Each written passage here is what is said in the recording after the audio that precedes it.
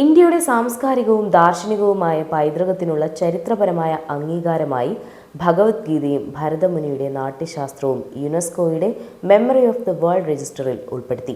കേന്ദ്ര സാംസ്കാരിക ടൂറിസം വകുപ്പ് മന്ത്രി ഗജേന്ദ്ര സിംഗ് ഷെഖാവത്താണ് ഇത് സംബന്ധിച്ച പ്രഖ്യാപനം നടത്തിയത്. ലോകമെമ്പാടുമുള്ള ഓരോ ഇന്ത്യക്കാരനും അഭിമാനകരമായ നിമിഷം. യുനെസ്കോയുടെ മെമ്മറി ഓഫ് ദി വേൾഡ് രജിസ്റ്ററിൽ ഭഗവത്ഗീതയും നാട്യശാസ്ത്രവും ഉൾപ്പെടുത്തിയത് നമ്മുടെ കലാതീതമായ ജ്ഞാനത്തിനും സമ്പന്നമായ സംസ്കാരത്തിനും ഒരു ആഗോള അംഗീകാരമാണ്.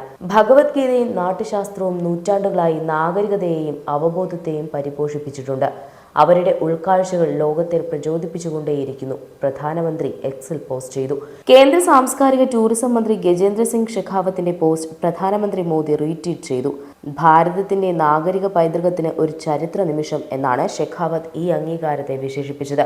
ഭഗവത്ഗീതയും നാട്യശാസ്ത്രവും ഉൾപ്പെടുത്തിയതോടെ ആഗോള പ്രാധാന്യമുള്ള ഡോക്യുമെന്ററി പൈതൃകം സംരക്ഷിക്കാൻ ലക്ഷ്യമിട്ടുള്ള യുനെസ്കോയുടെ അഭിമാനകരമായ മെമ്മറി ഓഫ് ദി വേൾഡ് രജിസ്റ്ററിൽ ഇന്ത്യക്കിപ്പോൾ 14 എൻട്രികൾ ലഭിച്ചു.